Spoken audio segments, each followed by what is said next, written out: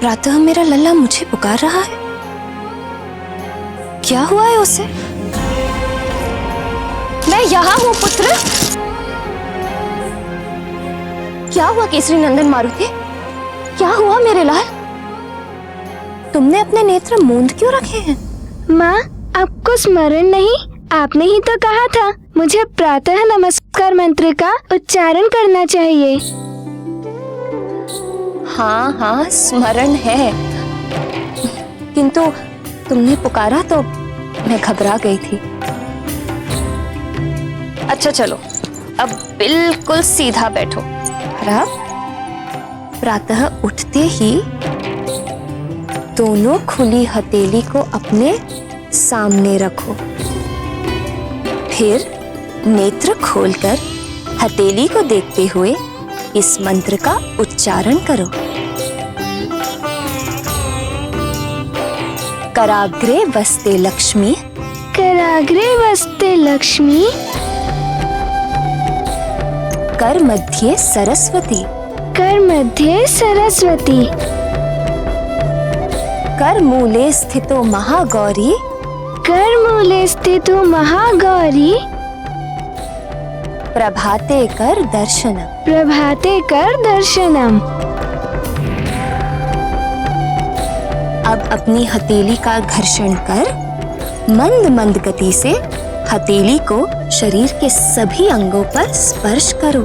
इससे शरीर के चारों ओर एक अदृश्य सुरक्षा कवच का आवरण बन जाता है, जो किसी भी कुदृष्टि के प्रभाव से तुम्हें सुरक्षित रखता है।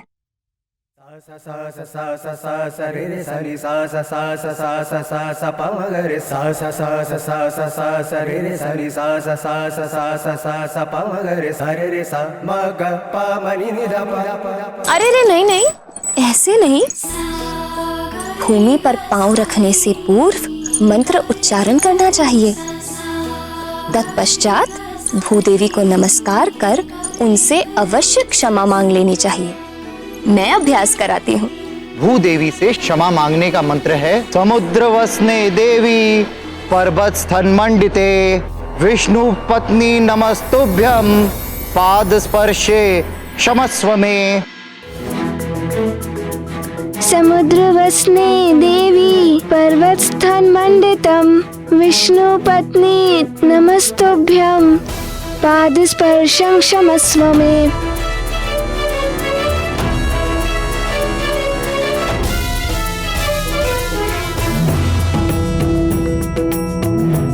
पुत्र, तुम्हें इस मंत्र का ज्ञान कहाँ से प्राप्त हुआ? पाठशाला से माँ। आश्चर्य है, इतनी शीघ्रता से तुमने स्मरण भी कर लिया। हाँ माँ।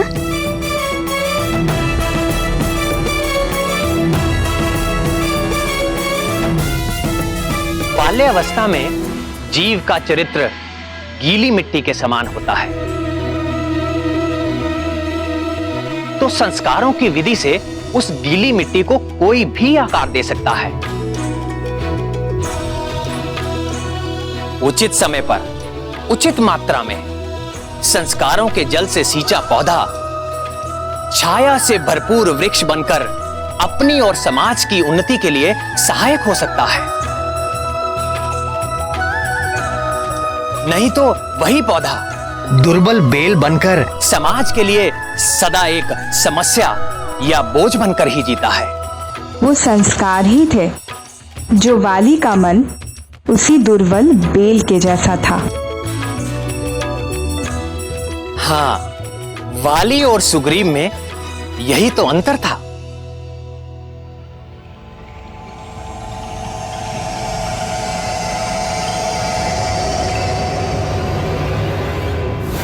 जब सुग्रीव को इस धरती के सबसे शक्तिशाली योद्धा का सहयोग मिलेगा तो तुम्हारी हार होकर रहेगी।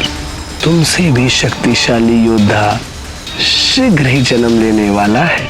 सुमेरु के शासक वानर राज केसरी का होने वाला पुत्र महर्षि नारद जी की बात कहीं सत्य ना हो जाए। सुग्रीव का मेरे प्रति बदलता व्यवहार कुछ ठीक नहीं लगता। ये सब मायावी मरकट के कारण।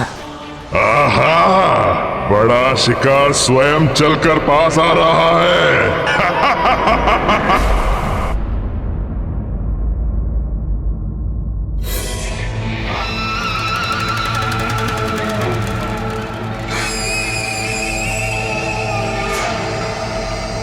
उस मरकट के विषय में सोचते सोचते ये कहाँ आ गया हूं मैं।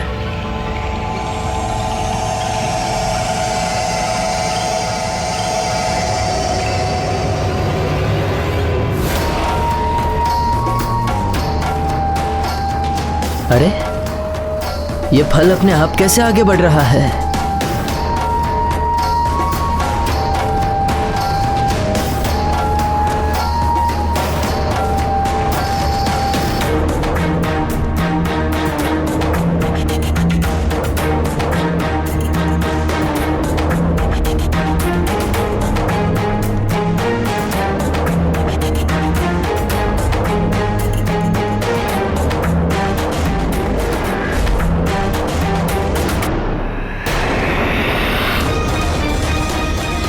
बचो भैया।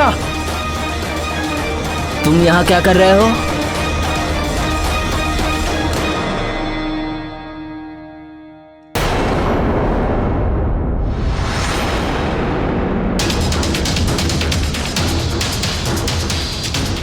मेरे वन में आकर अब कहां भाग पाओगे तुम।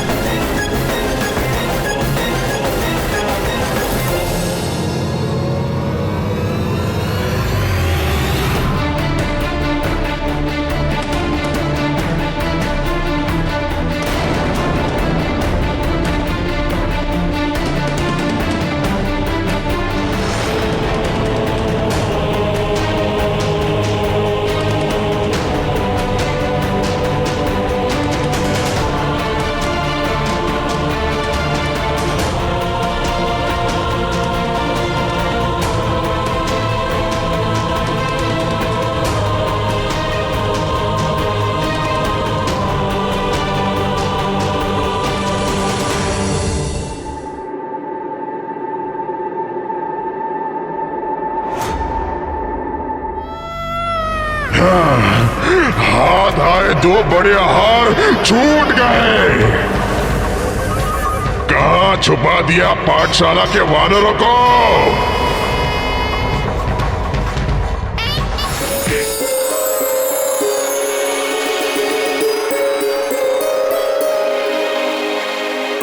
प्रणाम महाराज।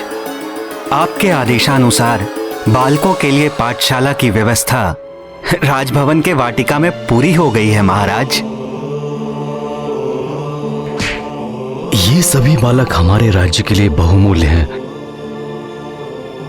भविष्य हैं। इनकी सुरक्षा और इनके लालन पालन का दायित्व हमारे ही कंधों पर है।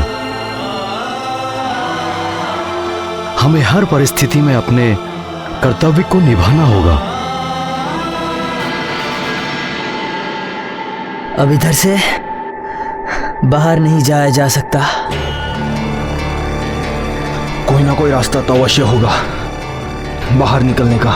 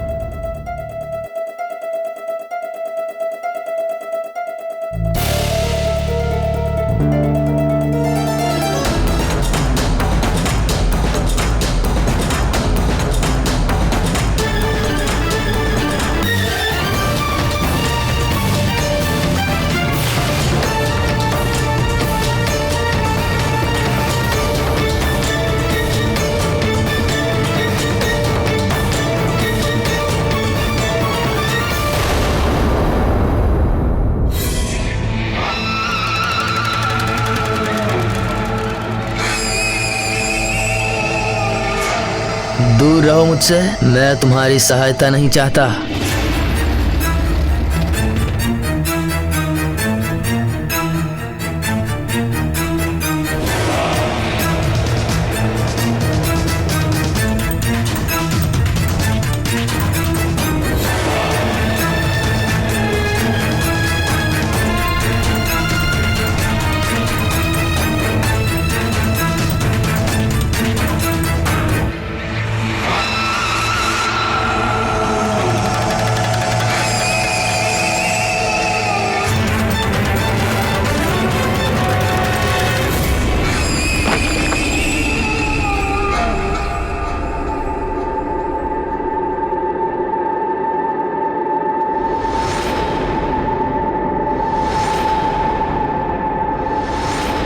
अरे, ये तो हम सुमेरु राज्य की सीमा में आ गए।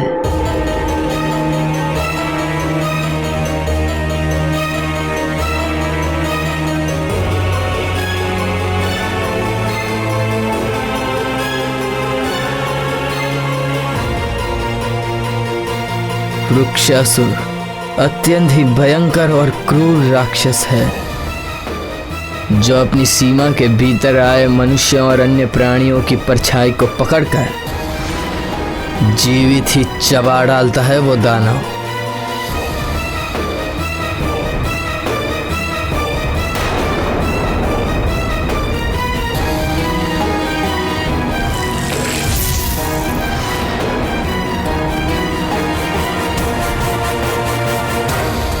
हम शमशादन वन की सीमा में कैसे आ गए भैया?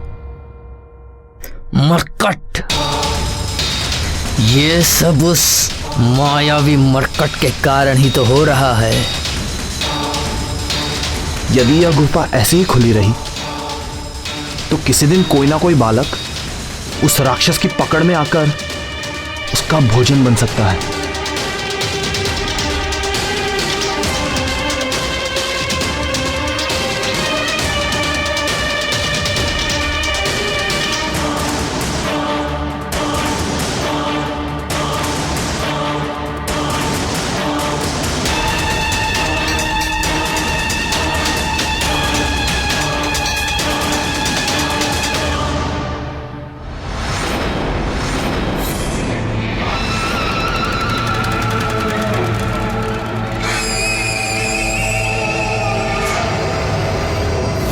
वाह सुग्रीव, तुमने अनजाने में सही एक सुझाव दिया है।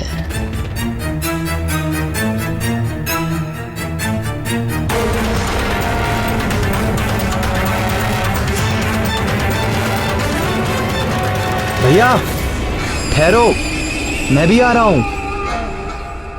आवश्यकता नहीं है मेरे पीछे आने की।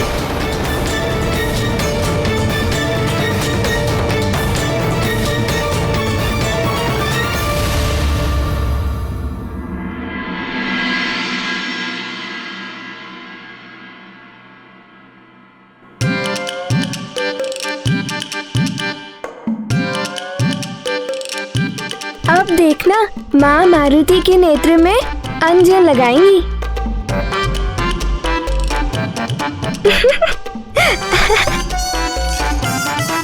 क्या हुआ पुत्र, कुछ कहना है? कुछ नहीं माँ, बस ऐसे ही।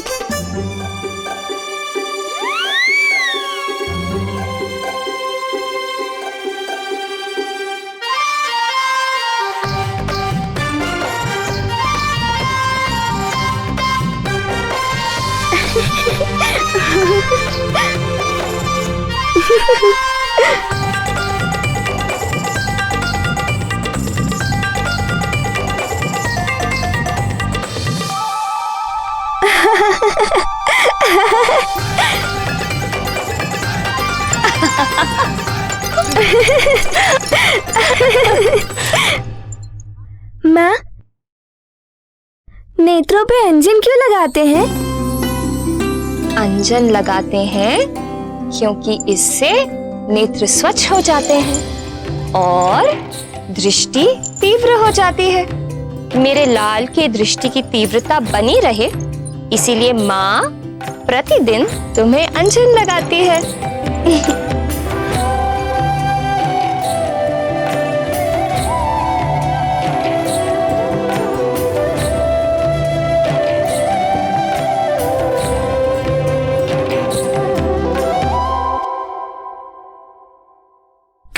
पीछे तो नेत्र नहीं होते, तो वहाँ अंजन क्यों लगाते हैं माँ? ताकि तुम्हें किसी की कुदृष्टि ना लगे। हाँ, तो क्या कुदृष्टि वाले की माँ भी उसे अंजन लगाती होंगी?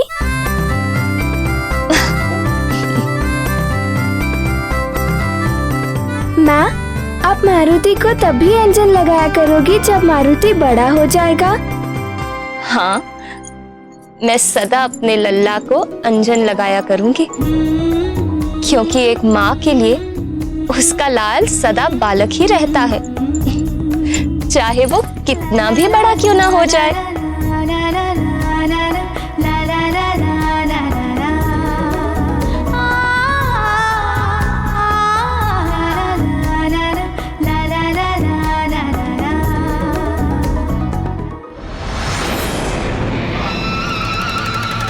वाह नील, वाह नील, वाह।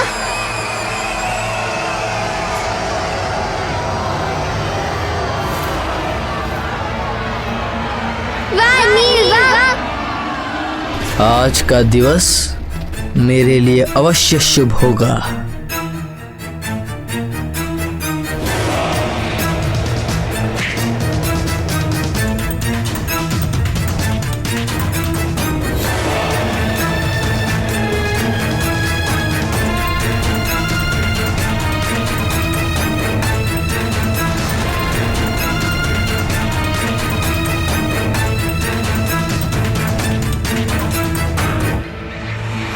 मायावी मरकट, तुम्हारी मायावी लीला समाप्त करने के लिए वृक्षासुर के पास पहुंचाना ही मेरा अंतिम लक्ष्य है।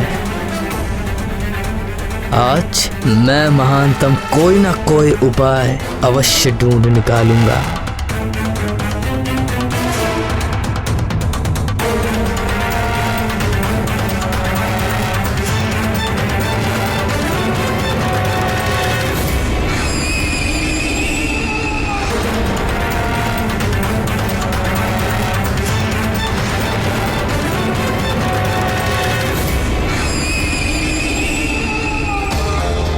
इस मायावी मरकट की लीला समाप्त करने की योजना कैसे बनाऊं?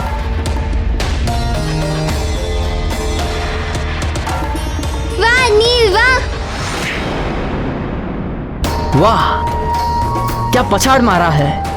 ऐसा बल प्रदर्शन देखने का अपना ही आनंद है।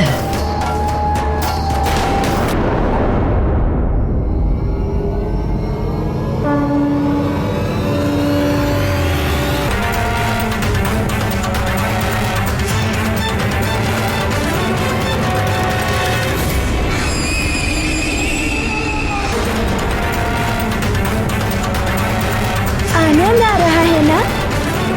चलो आगे चलकर देखते हैं। चलो मेरे साथ। चलो।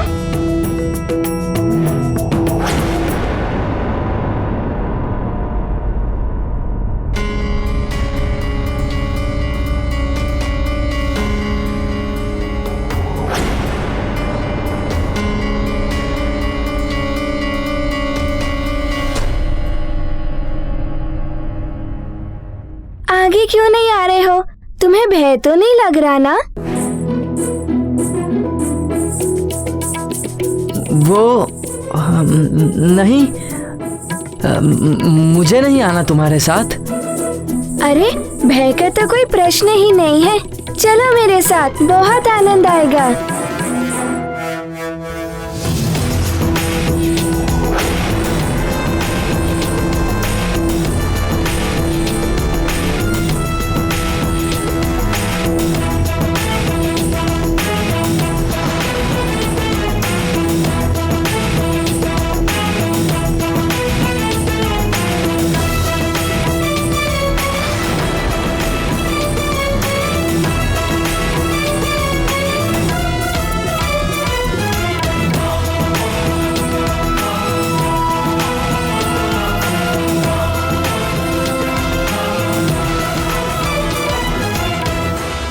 जो वाली नित्य ही मारुति से पीछा छुड़ाना चाहता था, उसे मारुति का हाथ पकड़कर चलना पड़ा। यही तो आकर्षण का नियम है। हमारे विचार के कारण ही तो दूसरे मनुष्य हमारी ओर आकर्षित होते हैं। वाली दुष्ट विचार से ही सही, पर हर पल मारुति को याद तो कर ही रहा था। इसलिए वाली को मारुति का ही साथ मिलना था। वाह नील वाह, वाह नील वाह।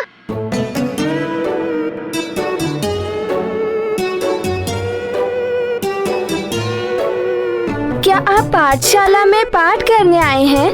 नहीं, मैं यहाँ पाठ पढ़ने नहीं आया हूँ। तो आप क्या करने आए हैं? मैं वो मैं क्या कर रहे हैं, बताइए ना।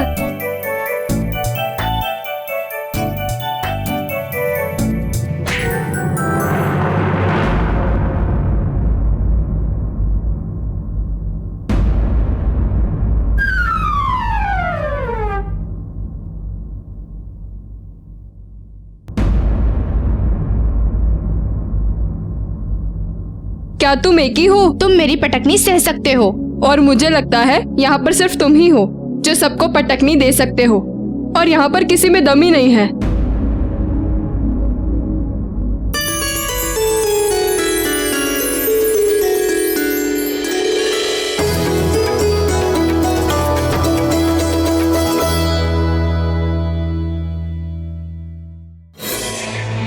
नील, इस बालक में अवश्य ही कोई बात है,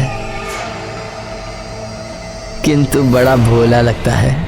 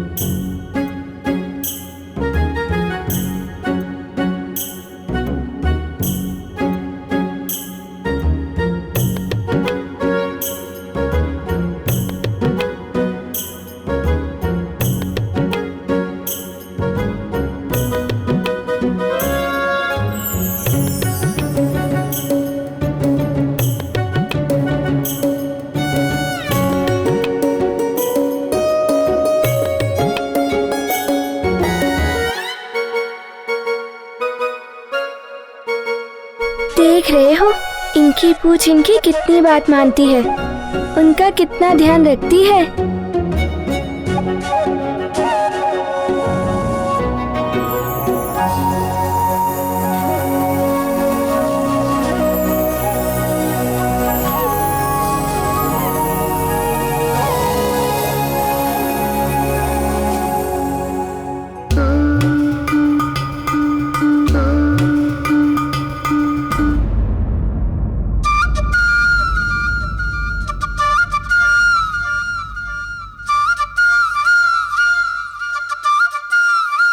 आप पाठशाला क्यों नहीं गए? पाठशाला नहीं जाता। पाठशाला क्यों नहीं जाते? क्या आपने अपना पाठ्यक्रम पूरा कर लिया है?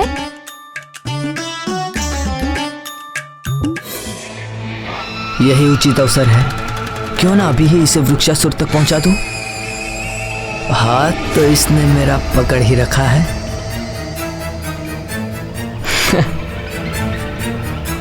कितनी प्यारी बातें करते हो। चलो भ्रमण करके आते हैं। हाँ चलिए।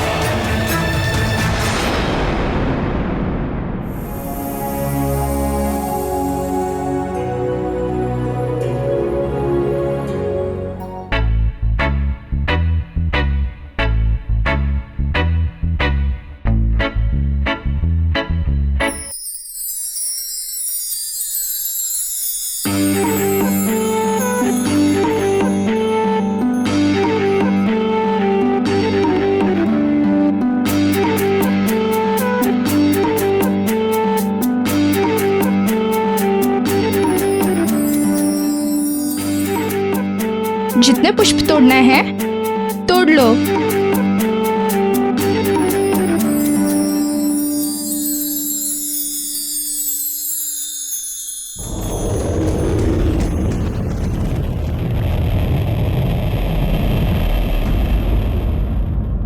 आप इतने बड़े हैं, परंतु आपको पता नहीं कि भूदेवी को प्रणाम करते हैं, उन पर थूकते नहीं।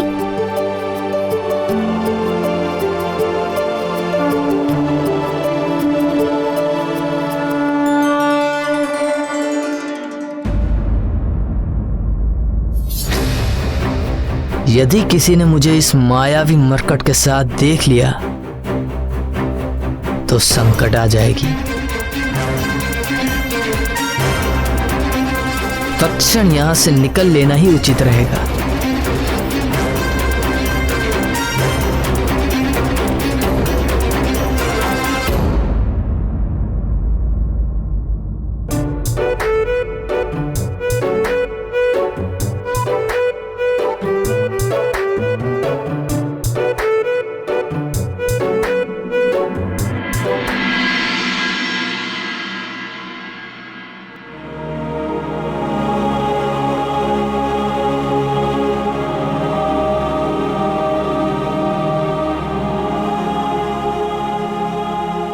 ये यहाँ क्या कर रहा है?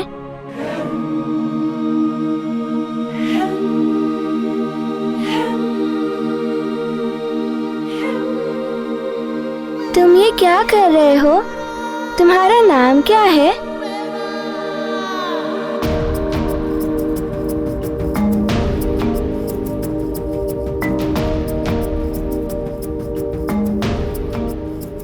मैं नल हूँ। मैंने इस शिला पे अपनी मनोकामनाएं लिखी हैं, जिसे मैं ईश्वर के पास भेज रहा हूँ। समझ गए? पर तुम्हारा नाम क्या है? मेरा नाम मारुति है। किंतु तुम ये बताओ कि इस शिला पर अपने मनोकामना लिखकर इस पानी में बहाने से क्या होता है? इससे हमारी मनोकामनाएं अवश्य पूर्ण होती है। किंतु ये शिला ईश्वर तक पहुँचती कैसे है? ये भी नहीं जानते? बड़े भोले हो तुम। ये शिला झील से तैरते हुए नदी में जा मिलेगी और फिर नदी से सागर में।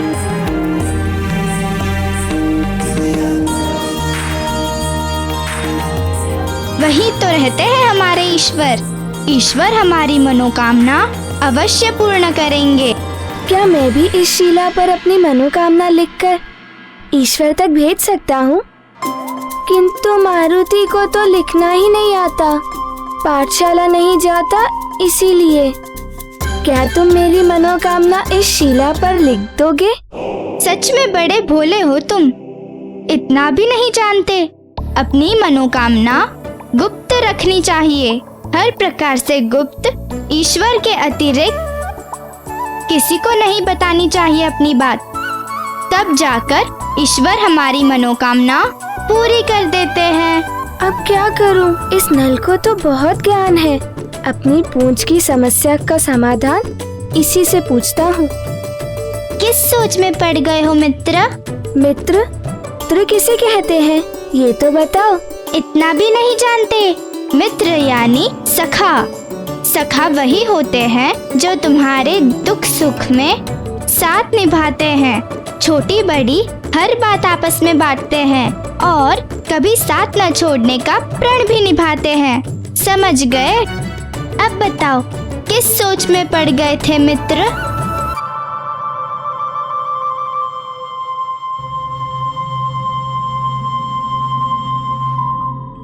स्मरण रहे मित्र, तुम मेरी व्यथा किसी को बताना मत। नहीं मित्र। तुम बताओगे तो नहीं ना? नहीं मित्र। मेरी पूंछ मेरी बात नहीं मानती। बस इतनी छोटी सी बात। दूध पिलाते हो अपनी पूंछ को?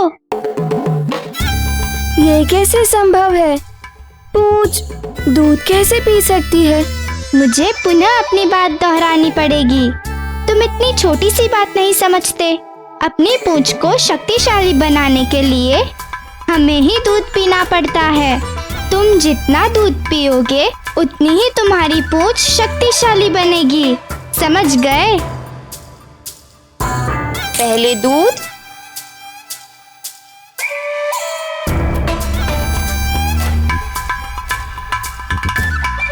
माँ भी कभी कभी बालकों की तरह हट करती हैं।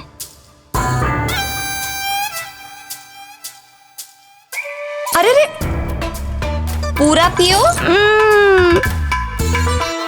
अब पुनः किस सोच में पड़ गए मित्र? मित्र, दूध।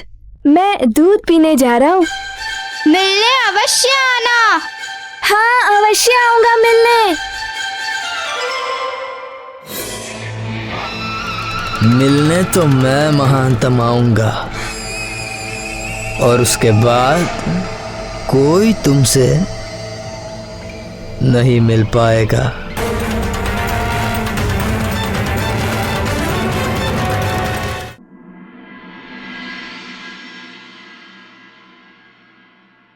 माँ, माँ।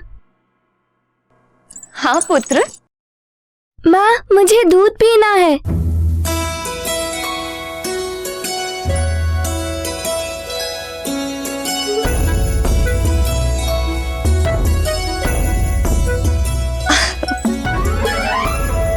युवराज के लिए दूध ले आओ।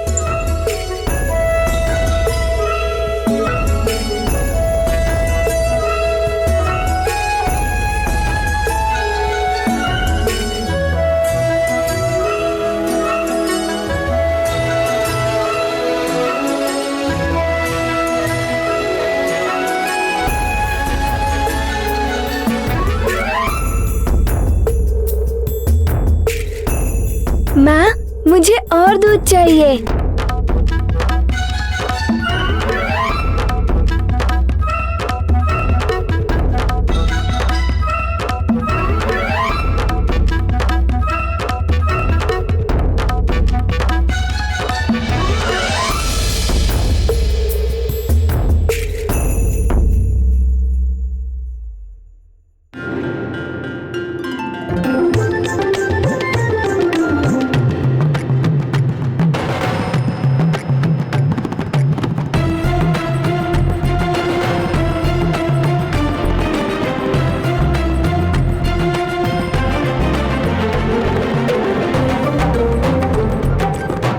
माँ, और दूध चाहिए।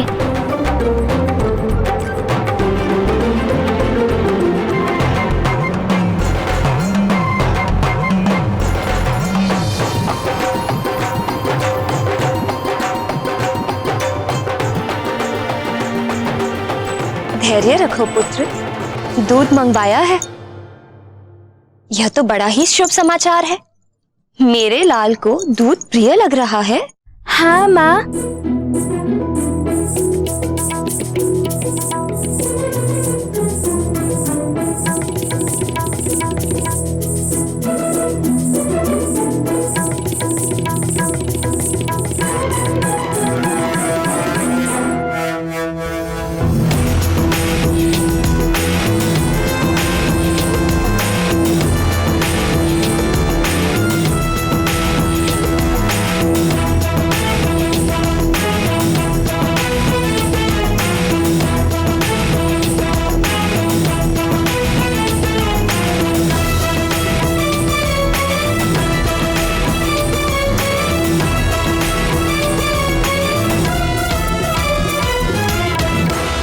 माँ, मुझे और दूध चाहिए।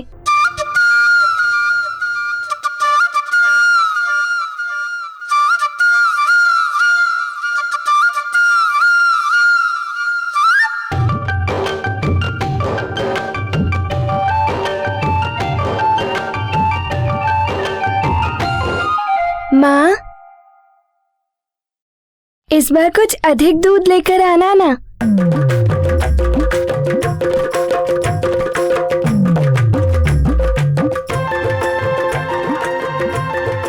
और चाहिए ना?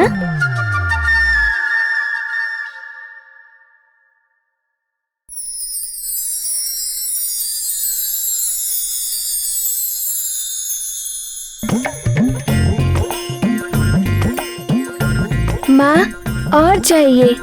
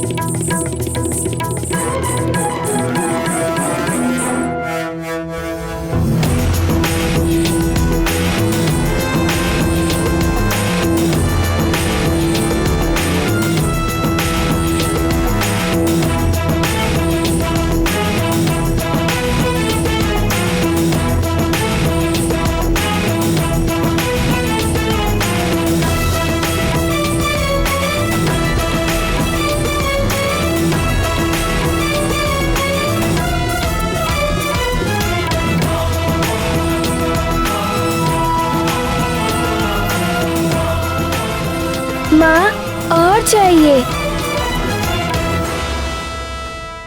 महारानी जी, रसोई में दूध नहीं है।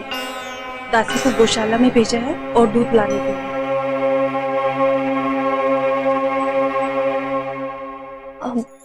मारुति पुत्र, धैर्य रखो, गौशाला से दूध मंगवाया है।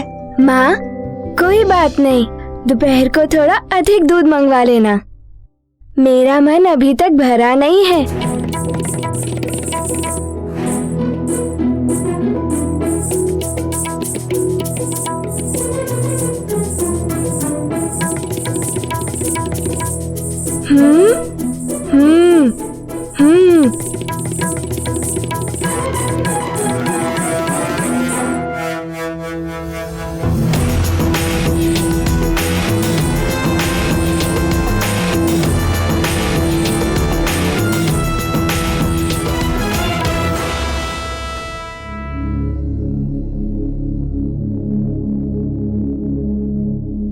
मैं अपनी पूंछ को दूध पिलाकर आया हूँ।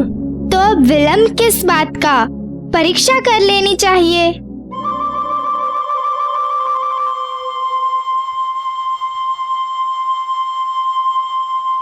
ये देखो,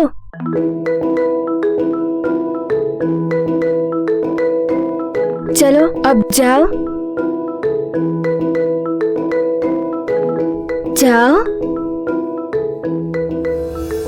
अब क्या, मैंने तुम्हारे हिस्से का दूध भी पी लिया है।